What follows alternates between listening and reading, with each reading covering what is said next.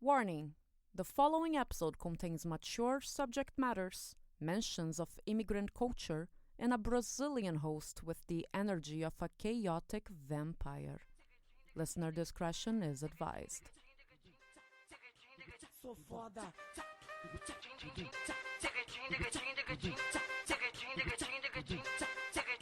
Sou foda. Sou foda, na cama te esculacho, na sala ou no quarto, no beco ou no carro. Eu sou sinistro, melhor que seu marido, esculacho seu amigo, no escuro eu sou um perigo. Ah, vassalador, cara interessante. All right, so here with me today is a really fun, really talented, really polemic. I don't think polemic is a word in English. Polemic is a word in Portuguese. Controversial. I'm gonna say controversial. A really controversial comedian, producer, host in Toronto. His name is Danish Anwar, and I'm going to bring him up right now. Hello, Dinesh. Thank you so much for joining me. I'm happy to be here. Yeah. You forgot super sweaty and thirsty most of the time because I don't drink water. It's all iced coffee all the time. So The my body emotional is support iced coffee. yeah, my emotional support iced coffee. My back better than therapy. It is. So, before we get into the interview, I wanted to ask you: do you remember the first time we met? The Yeah, two of us. I imagine at a show somewhere. I don't actually remember. it was actually at one of Ana Maria's house parties. Oh, when we were recording shows, Yeah, for apartment right. 5. Yeah, I remember that. Yeah, that was like a Twitch show, right? And we yeah. were streaming from a house, and everybody was performing a few minutes in her living room. It was the 24-hour stream, I The believe. 24-hour Yeah, comedy apartment comedy festival. Yeah, Anna Marie always has amazing ideas. Actually, I know. It's so funny because my very first introduction to you as a person Hmm. was that first I like you were complaining about cops, then you offered people weed, and Yeah. then you talked shit about I think the governor, but We don't have a governor. We have a premier. That does sound yeah, like me. All of that. Yeah. I knew it was a politician you were talking shit about, and that was my very first introduction to you. Okay, you got the authentic experience then. That's pretty much those are my three things. Yeah. Yeah. Yeah. So, Danesh, for the people who don't know you, why don't you tell us a little bit about your personal background? Sure. Personal history, started as just random stardust 14 billion years ago at the Big Bang, and then at some point it took human form.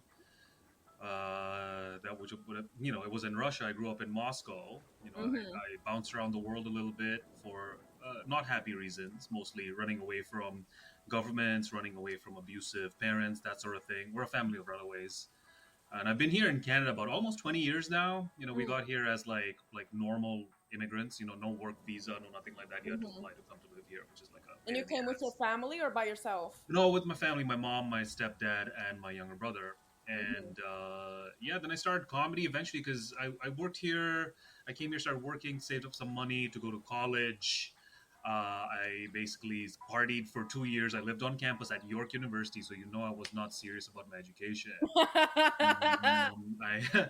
I I actually at the end of 2 years I had spent like a whole lot of the money which I had worked to save for college, but I got jaded with the experience because at the end of 2 years I'd gotten to maybe less than one third of my classes, maybe 20% of my classes, and I still had a straight A average. And all I did was party in my dorm like 2 years in a row. So I kind of got jaded with that. And I went back to work because I thought this is pointless. I can do this quite literally in my sleep. I don't need to pay $20,000 to have a great time in North York, Ontario. So like, yeah. So I went back to work. Got super bored with that. I get bored by everything very quickly. Mm-hmm. And then I found stand up. Okay, I didn't find stand up. I'd been a huge fan of stand up comedy since I was pretty young. Stand up found you. Yeah, well, if I'm being perfectly honest, an ex girlfriend of mine started doing stand up, and I was like, I'm not going to let her win the breakup. Are you kidding me? That is 100% true. And so now here we are doing this podcast 12 years later. Uh-huh. That's crazy. So, talking about your pipeline within comedy, Hmm. did you know you wanted to produce shows right away, or was it a process of realization? Pretty early, actually. I remember very clearly because I started, I've been doing stand up on and off for a while, but I fully started, like, quite literally when my ex started to doing it. I'm like, you know what? I'm going to do it too. Fuck you. Well, not really. She's great. We're still Mm-hmm. good friends and all that. She's married to a woman now. And I started doing stand up on a regular basis, the way, you do, like, you go to mics, you go to weekend shows, you practice, you write. But it was actually spring of 2011 when I started. And 2011, if you recall, it was the same time as the whole Occupy movement was happening. Yeah. And I was actually spending a lot of my time, and Occupy Toronto was already a thing by then. So I was spending a lot of time down by the encampments and the protests and all that. And while at the same time, starting up my comedy career, right? I was doing shows, open mics, trying to get on weekends. And very, very quickly, about a couple of months in, I realized that I don't like not having my own, like, environment in comedy, because you do other people's shows, you're kind of doing their version of what they think comedy is, right? And it just so happens that since I was talking with the Occupy people, I started producing shows for them, which we would live stream to every Occupy camp around the world. And this was before live streaming was actually popular. We're talking about 2011. I'm pretty sure Twitch wasn't around. I think it was still called Justin TV or something. Mm-hmm. And nobody else in comedy was doing that. So I was doing comedy shows within, like, a protest. So we would have several hundred people from Occupy Toronto, and then we would have thousands of people watching in Korea, in Barcelona, New York. Pretty much, I think we had like 15 different camps watching every show. And I remember thinking, wow, when I do this, when I put on the show and I pick my lineups, which I was terrible at because I didn't know anybody, so Mm-hmm. I was just kind of like finding people, other amateur comics. But I enjoyed that process of putting on a show as opposed to only doing a set as part of a show. Because when you Yeah. produce a show, you get to, I mean, I would host, do sets, all of that still do to this day. But I would, also, curate them with a very, very specific idea in mind. I wanted people, not like the audience, not to get bored by a show. Like, I'm a political guy, as you know, but that doesn't mean the whole show has to be like me. So I would choose people who have different styles, maybe one-liners, storytellers, dark comedy, clean comedy, people who talk about relationships versus people who only talk about work, etc., etc. So I'd put all them together, mix and match, and that's where I learned, is very early on during that period, 2011, 2012, until Occupy dissolved, basically, and then I translated all of my newfound skills into, like, clubs and starting up shows at various bars, as we do. Yeah. So that was kind of like I found out pretty early on that I want to do it, and based on my work history, like, right at that time, I had a day job still. I ran my own department. I was like the manager of my own department at this data analytics firm, basically. So I had enough experience knowing how to put things together and execute. So I was like, you know what, I'm just going to do the same thing I do at work, but do it here. And that's basically how it started. So, for instance, Hmm. how long into your comedy career did it take you for you to quit a day job and just do this? Oh, good question. I quit my day job in 2014. So that Mhm. would have been 3 years into comedy. But that's not typical, because I'm going to just come out and say it. I was also a weed dealer, a very successful weed dealer for 15 years. I had my day job, I was selling weed, and then I was doing comedy pretty much for a long time, like, concurrently. When I quit my day job, it's because the weed side of my business blew up. So, Mhm. in general, any comedian has to have a day job until comedy can pay the bills. So for me, truly, comedy itself started paying the bills around pandemic times, actually, right after 2020. Mm. It actually had a very, for me personally, it boosted my career a lot. Because, I mean, I don't know if you What want to get aspect? into all that yet, but just so you know, like, I was able to quit selling weed as well about 3 years ago. So I've been fully, like, a professional comedian, making money only from my comedy skills, whether it's performing, producing, or writing, since 2020. So that means it was 9 years it took me to be fully 100% independent in comedy. Mm-hmm. And if you were to meet somebody who is on their first year of comedy today and Hmm. they were also interested in becoming a self employed producer, what would be your go to advice for this person? My go-to advice is always the same. It's hard to write jokes or produce shows when you're worried about rent. So number one, make sure you have a straightforward, ideally a straightforward day job that takes care of your bills. Because producing shows also requires money. That's just how it is. In live comedy, in particular, any kind of live event, you put out a lot of money up front. You have to pay the venue first before the show even starts, usually months ahead. You have to have money for graphics, for posters, for marketing, to pay your comedians and all that. There's a lot of upfront costs, and then the money from the show comes to you weeks later. You can't do that by just crashing on people's couches and be like the romanticized version of a comedian that a lot of people have, because the stress itself is a very big factor. So the first thing I say, make sure you have an income stream that is not dependent on comedy, that you can rely on until you can depend on comedy. Number one thing, no matter what. Without that, you got nothing. You will burn out in like a year, 18 months tops. I have seen it happen over and over and over again. Yeah. Yeah. Let me ask you this then. Hmm. If this producer within their first year of comedy was trying to get their expectations right, Right. um, what would you say is an average, upfront money that they should plan on spending if they wanted to put like a nice show? Well, a nice show, to be honest, most of your expenses as a producer are, at least the way I run things, is in your advertising and marketing, right? Now, Mm-hmm. this is assuming that you're putting on shows in theaters or like comedy clubs that have more than 100, 150 seats on a regular basis. There are lots of micro clubs as well in the city, anywhere from 30 to 50 seats. And Mm-hmm. those are easier to get around. You can fill them without even spending money on ads, mostly by social media and postering and just talking about it a lot. You can get 30 people out, maybe 30 to 50 people out once a month doing that.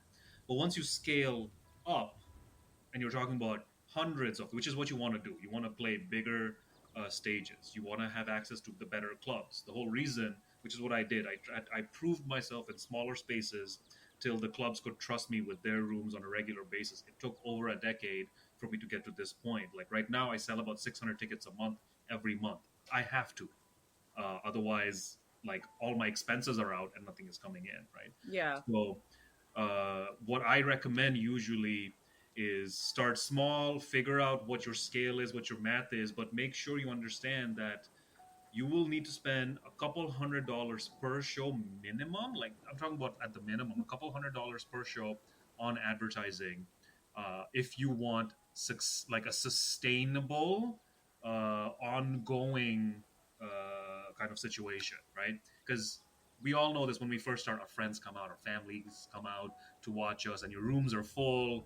But then it dries up because that's just how it is. Most people will come to a comedy show once a year, if that, right? So you need to then start pulling from just the general population who doesn't know you. And if you're 1 year in, literally not even comedians know you, right? Mm-hmm. So a lot of that, if you have a good sense of, like, if you have a good identity, if you have a good concept, if you're a good comedian, like all the things that people will respond to at the show, you can build on top of that. But initially, you kind of have to brute force hack it and just get your posters in front of eyeballs as Yeah. often as possible and as frequently as possible. So you need, aside from venue money to rent the venue, you'll need, if you have, like, let's say on a modest side, if you're advertising for a show, you will need at least 2 3 weeks worth of advertising money. You Mm-hmm. can't just suddenly have an ad running 3 days before a show. People have already made their plans. Yeah. You kind of need to catch people early. So you're talking about, I would say, 200-300 bucks advertising, couple $100 for venue fees, couple $100 for your comedians, and if you're lucky, you'll break even. Mm-hmm. If you're lucky, and it's not a deterrent. Just to cap that off, just in general business terms, the first few years of any project, you should focus on making sure it's executed successfully, even if it's not making money. It's called the growth phase or the investment phase of every business. You lose money initially because it's more important for you to do well with your customers than for you to make a profit, right? And then once you've acquired customers, once you've acquired loyalty, once people are familiar with you and your brand and they're like, oh, this person puts on good shows, you end up having to spend less money on advertising, less money to get people in because people will naturally go in. And then you start, like actually turning a profit. So Mm-hmm. like my advice to anybody in their first year is it's okay if you're not making money off of it, but it's not okay if your shows are poor. Your shows have to pop. You have to make sure that when people come to see you, they have a good time. And that usually means a lot of upfront effort, both financial, energy, and all that. So just be okay with it and make your peace with it. And for a person who has been doing comedy for, say, 2, 3 years, Mm. they want to take their producing to another level and they want to start getting sponsors or pitch or Right. something like that, where would you suggest they start? I would, how we say, write what you know. So it's the same with your industry. Like, if it depends on what type of comedian you are, right? So if you're someone who talks a lot about relationships, talk to people in that industry, businesses in that industry. It could be anything from sex toys to like furniture and beddings. Like me myself, I do a lot of political, comedy and all that. So I tend to talk to media companies, journalists, things of that nature. I try to get sponsorships from people who are interested in what I'm talking about, right? So there's not really one size fits all. See what you talk about. Like, you as a comedian know what your niche is, what your interests are, what your bias is, and identify what businesses are related to that, because your pitch is we have the same customers. You as a business and me as a comedian, we're talking to the same people. Let's work together. So that's what I would recommend in terms of sponsorships. That's very good advice. So, moving on, Hmm. now that we know a lot of your background as a producer, I would like us to talk about your what I see as the most prominent Dinesh production around Toronto, Sure. which is Your Hood's a Joke. Sure. Yeah. Yeah. Absolutely. Happy So, for to the plug. people who have never even heard of Your Hood's a Joke, why don't you describe the premise of the show a little bit? Oh, sure. It's racism. The show. You know, that's that's the short way of saying it. The long way of saying is it's a roast battle. We got pairs of comedians. They come up. They roast each other. People are familiar with that from the TV show. It's insult comedy essentially. It's like a yo mama is so and so, and then yo mama is so and so. But instead of doing it on a personal level, we do it on a territorial level. And we try to pit fights that are historically important or even just important to people in the area. And for those who are not aware, this show I started in 2013. It was the same year as Roast Battle started. It's been basically we're at our 1 year anniversary. No, sorry, 10 year anniversary now. This month, June 30th at Yuks.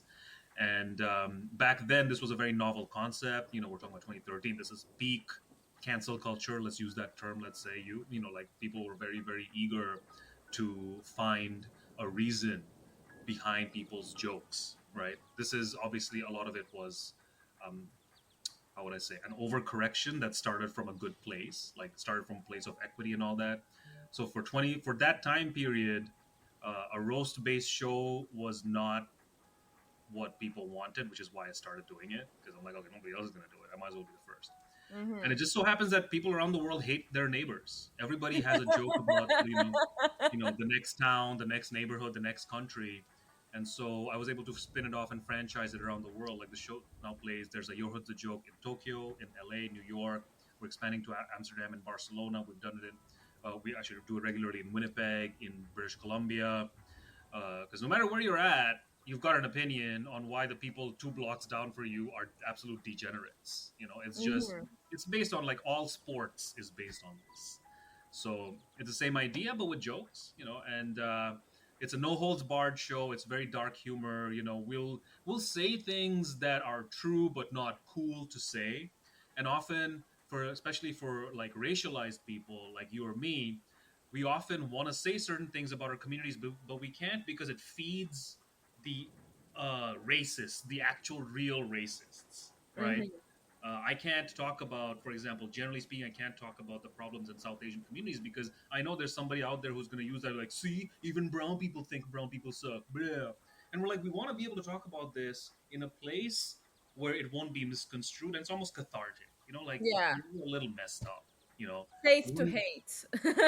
yeah, it's kind of like a license to hate, really. And one of the biggest unexpected outcomes of doing the show is pretty much every single month, without fail, every month after the show, somebody from the audience will come out to me, and it's people from all different backgrounds, right? Not just white people who are watching Asians take on Hispanics and like go all at it, but people from all backgrounds come and be like, I didn't realize this, but though that country and their rivals are exactly like my country and my rivals. I'm like, yes, we're all the same. Turns out everybody, like every country on the planet, is homophobic and has a problem with black people. That's what we've realized from this show. You know what I mean? Like, and kind of, I do this joke in as part of the setup to it. It's just like, racism outside of North America is a lot of nuance to it. Here it's like North America is just basically dark skin, blah.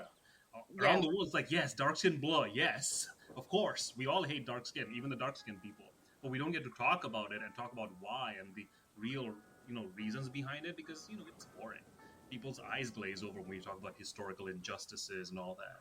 So when you talk about it through jokes, it's a lot more palatable, and for whatever reason, it burrows through. It really gets through to people. Like one of the most popular videos that I have on the channel for Your Hood's a Joke. It's one of the only monetized comedy channels in Canada. First of all, we get millions of views and all that. But our battles between India and China are like the ones that are the most charged because real world they have a lot of competition right now. But also when you take India versus China, it's a lot of jokes about how both countries mistreat the same groups of people. It's Muslims and women usually. Mm-hmm. And these two countries think they're so different, but their internal workings are very, very identical. And you can transplant that to the whole planet, really. And so that's kind of been the real reason behind its success, is because the truths are uncomfortable, but the jokes are funny. And that's where I like to live, where I'm like, I'm trying to get you to understand something that I am not able to communicate to you with my normal, lectury, fucking patronizing voice. But if I turn it into a roast, suddenly be like, haha, yeah, that is weird. How you guys? Oh wait, we do that too. Shit. It's almost like the psychological phenomenon of if you sit beside a person in school, you can sit beside this person for 5 years and have nothing to talk about, nothing in common, until this one person's like, I fucking hate that dude. And you go, oh my God, I hate him too. Exactly. It's pretty much like that, and comedy jokes are a great way. It's a cliche, but they're a great way to approach, topics like this. It is. And that's kind of where I like to live. That's where I like to spend most of my time, is areas of the comedy world that are like difficult or untouched, and see if we can find a fun way of making it work. And from a production point of view, how do you go about producing the franchises of Your Hood's a Joke? I pretty much have certain guidelines. The show structure, how it should go, blah blah blah, and that's from like a decade of doing this. I basically tell people these are all the mistakes I made. You don't have to make the same mistake. I've been fortunate that all the franchisees around the world, like we think in similar ways. Producing comedy, it's a muscle. It's a very specific type of muscle, and it can be it is very infuriating dealing with comedians 24/7. You know what that's like. You're all mentally ill degenerates with absolutely no direction in life, and and now that includes me. And I'm trying to put something together. It's hurting cats. So I've been fortunate that I've been working with people who are themselves in their cities also established and respected and organized and all that. And the biggest, I guess, catalyst was the fact that early on, in any show's life cycle, especially if you have a good format, early on there's always a chance of copycats, of people just stealing the idea, putting a different name on it, and getting bigger. But because it was in 2013 where people really were not going into risky jokes, I didn't have that problem, right? Nobody was trying to put on a racist ass show. It was pretty much nobody wanted to touch it. But the ones who did were true believers in comedy, and we just happened to talk. For example, the producers from Japan is actually a Canadian guy, Wackrat. He lives out there. He's been helping running the club out there as well, but he was part of the original crew. It's a very new scene in Asia, like talking about Tokyo, Bangkok, Shanghai. I think Shanghai is done now, thanks China. But they approached me. They were actually in Toronto one random month, and they're like, "Hey, why don't we come to a show?" They watched it. They loved it. They were already running Roast Battle Tokyo out there. They're like, "Why don't we also do this?" And turns out people in Japan also love this concept because they hate China and Korea and et cetera, and whatnot. So it became the most requested English language show in Tokyo. Also, they perform in English, even In in those English, yes. shows. In English, absolutely. Oh. It is an English show out there. Stand-up comedy is a Western art out there, so they kind of like approach it like that.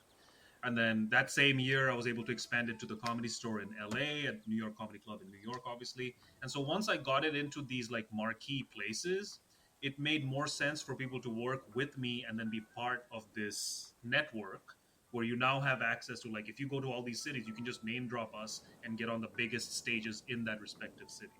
So it made Yeah. more sense for people to work with us, with the franchise, instead of like spinning off and just doing like a show nobody knew of. Because when you do your Hood the Joke, you can say you do the same show as Russell Peters has done, as Tony Hinchcliffe, as a bunch of other people who are now quite famous. I mean, Russell has been for a long time. So the franchising part of it was like a bit of a I don't know if you read books like Outliers and Black Swan and stuff like that, but I had just happened to start the show at a time when a lot of the risks of starting a new franchise were absent due to external factors. In this case, nobody wanted to touch a show about racism, pretty much. I love that. I Yeah. love that. Okay, so far what we've learned in this interview is that your number one advice for starting comedians and who want to be producers is that they just have to get a day job and really not worried about paying their bills if they want to Absolutely. be committed to their art, Mm-hmm. and that if they want to succeed as producers, they need to treat it as a business and know that for the first few years they need to put money up front without expecting it in return, and if they break even, that's good enough. That's great. Yeah, that's great. And that if they would like to find sponsors or pitch it to potential collaborators, that the angle that they need to aim for is we have the same audience. Correct. Okay. And I guess the last takeaway here is that if you want to work on an international franchise, the way to do it is not alone, is you have to find. Yeah, you gotta, in this business, you have to. It's it's kind of like counterintuitive, but in stand-up comedy, it's more like rap as opposed to rock. Rappers are solo artists, as are stand-up comedians, as opposed to bands that work together, right? So it's you're in competition with each other at all times. So finding collaborators can be tricky, right? We absolutely, if you don't have that muscle, it's going to be very difficult. If you don't know how to work with other people, if you don't know how to judge whether somebody is trying to take advantage of you, or if somebody, there's like a lot of these soft skills that you need to have if you want to be a producer. So I highly recommend that if you can just do comedy, just do that. Yeah. Producing shows, it requires more than jokes, a lot more than jokes. Unfortunately, it requires soft skills that don't come naturally to people who like stand up, myself included. I have a background in business and sales, so I have those hard skills, but I am the one who gets in my way most of the time because my mind is too chaotic, and I have to find ways to hack my brain. Like all the advice I gave out, I have to keep constantly giving to myself. Like, hey, remember, it's okay to do X, Y, Z. So I fully appreciate if somebody's trying to produce and they're banging against the wall, and often they're banging the wall. The wall is just them. But just remember that if you're gonna do this, you have to steel yourself in terms of the finances of it. So get some other form of income, and you have to find a way to work with others because you can't do this alone. You really can't. If you want to franchise things, don't rush into it. You know the saying, hire slow but fire fast. Mm-hmm. If you want to collaborate with somebody, I see this happen all the time. People will meet at an open mic or a show. They have a conversation for a couple hours and they think they're jamming and they're vibing. Like, oh, we should work together. Let's start a TikTok group. Let's start this. And then 6 months later, they're enemies for life. So, how many times have you seen this? I've seen this You way know? too much. I know. Which is why I say like hire slow, fire fast. In this case, collaborate slow. Take time to get to know somebody. I do that all the time. I don't work with somebody unless I've known them for like months, if not over a year. Mm-hmm. Like I take time, like, okay, you're funny, but I want to see how you react to adversity, how you react to deadlines, how you react to some things not going your way. And once I've seen that for a while, I watch other people produce. Then I start to work with them. Like, hey, you want to collab on something? Because I've seen you go through the frustrating process that is producing stand-up comedy, and I see you're still doing it, and I see you improving month over month, and I know what that's like. Mm-hmm. So I know that we're simpatico there. So yeah. I guess my last question in this theme would be, is there any source of reference or education that you would recommend to people, either a special, a book, or something that you think helped you hone your skills? A lot of what I learned at various jobs I had. So I'm not really like, I dropped out of business school. Mm-hmm. And I shouldn't have been in business school because up until high school, all of my education was in like science, like biology and shit mostly. I was basically on the track for med school, and the last second I decided to go to business school, and then I dropped out of that. Right. So unfortunately, I don't really have a lot of books, a lot of like stuff. Like everything I learned like the hard way. I learned from picking up the phone. I've done telemarketing, cold calls. I've done like every shitty job you can imagine that is a cliche in the montage of like an early 90s movies, like, oh, this blah blah blah, and that's why they became the Joker. I've done all those things. So that's how I learned. So the only book I read regularly, and this is such a cliche, is The Art of War. That's the only book I've read that on a regular basis that I always get something out of it because it's interpretive. And to be honest, the answer comes down to be prepared. That's really what it comes down to always. Be like, you never know what's going to happen. So the best you can do is improve your odds by being ready. And that is so tedious, I have to tell you, but it works. It has worked in my favor because I am ready for anybody at any time to be like, hey, we're thinking of making a show. You got any scripts? I'm like, what do you want? You want long form? You want good sports? I've been writing these for nobody for years, bro. You have to be able to do that in the dark when nobody's looking for it. I'm ready. If somebody wants to put on a show tomorrow, I'm like, listen, I've got my Adobe subscription. I've got my poster templates. We can do this in 30 minutes if you want. But to do all that, you have to spend all this time, non-glamorous work, just like setting up the prep work for your would-be company, right? So like things like that, unfortunately, I'm sure they teach that in business school, and I'm sure there's lots of great books on it. But a lot of it, I think you would just learn from trying to do better in a work environment. Because much like, we say we send children to school, not just to learn about math and science, but to learn how to talk to each other. It's kind of like that. How to cooperate. Exactly. Just how to be with other people. I think if you, not to be like super Julia Roberts 1999, but just like absorb from the universe, wherever you are, learn.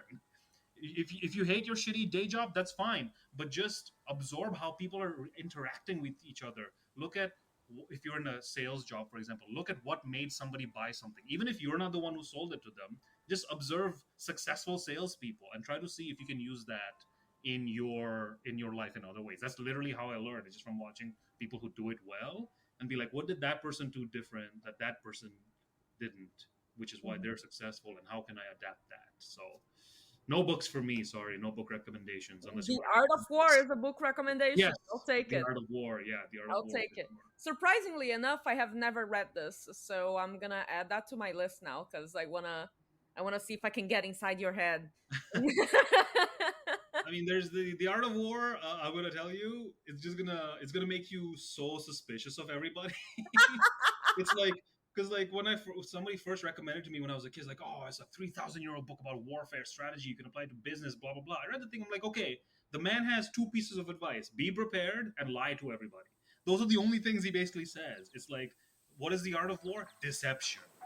That's it. Yeah. It's like they shouldn't know what you're about. That way you can attack and defend, however. So, Yeah. and then also be ready. That's basically what it comes down to. It's funny because if the art of war is supposed to make me suspicious of everybody, it's just going to do the same thing that the true crime podcasts do. Yes, exactly. Because whenever I'm in the subway and I'm listening to true crime, I wish I could have a mirror pointing at my face so that I could be a little more self-aware, because this is the Mm, face I'm making at people. yeah. You know, I see people sitting down and I'm like, 1 in 5 of us is a serial killer. Is it you? Yeah. Oh hell yeah. Oh man. Yeah. True crime. That's one thing I avoid because like Yeah. I already know people are fucked up. I don't need. I don't need more. I don't need visual. I just can't. I just can't. Okay, so thank you so much for this interview, Yeah. Of Dinesh. course. This Anytime. was so enlightening. If somebody just met you and they want to keep up with you, where do they find you? My socials are terror suspect across the board. You know, Instagram, Twitter, all of that, TikTok, terror suspect. People probably can find me in the comment sections of Instagram meme pages arguing. I'm doing that right now. I'm on Six Buzz. I'm on Puberty right now, arguing about the missing the submersible, the Titanic tourists at the bottom of the ocean. Celine Dion's gonna make so much royalty from this thing. Like her, my heart will go on is number one again. So, and where else can they find me? Yeah, and I do shows. I have monthly shows. I have 5 shows a month, Fridays and Saturdays at Yuks in Toronto and Comedy Bar in Toronto on Bloor Street. Aside from roast battles, I also put on regular stand-up shows. Like there's a show called Melting Pot, which is a diverse comedy showcase at Yuks, and then Toronto Comedy All Stars. My original show happens every month at a comedy bar. And yeah, that's pretty much where people can find me. Awesome. All right. Well, thank you so much, Dinesh. And do you have any upcoming shows that you would like to plug? Oh, always. I'm booked till December 2024, so people can always check out my socials for upcoming shows. I don't know when you're airing this, but we're doing a Canada Day special for Your Hood the Joke, June 30th, Friday, 10:30 p.m. at Yuks downtown. We're going to do all kinds of Canada-themed roasts. We're doing Canada versus China, the roast of America. We're doing a bunch of provincial battles and stuff, so it'll be a fun time, and you'll probably learn some things for your citizenship test. So it'll be great. Amazing. I wish I learned that before. And this was the episode. You've made it to the end. You listened to my voice this whole time and it didn't drive you crazy. Congratulations! Thank you so much for supporting me. I truly appreciate it. If it wasn't for you, I would be talking to myself. So, thank you! If you'd like to stay up to date with my weekly episodes and occasional videos, please follow me on Instagram and subscribe to my YouTube channel at Laura Faritos. If you'd like to stay up to date with my work besides the show, please go ahead and sign up for my monthly newsletter. There, I summarize key takeaways from my episodes, I share links to any other content I produce, and I also include tickets to comedy shows, so that's always nice. Finally, if you'd like to take an extra step and support the making of the show, please consider making a one-time donation, buying my merch, or signing up for my Patreon for just $2 a month. You get all my content ad-free, full length, and sometimes even the behind-the-scenes process. I'm looking at you, media production students. You like the show? Do you? Do you? You like the show? Prove it. Give me your money. Pay me cash. Dollars. I want dollars. This has been a public service announcement. See you in the next episode. Ciao, ciao. Sou foda.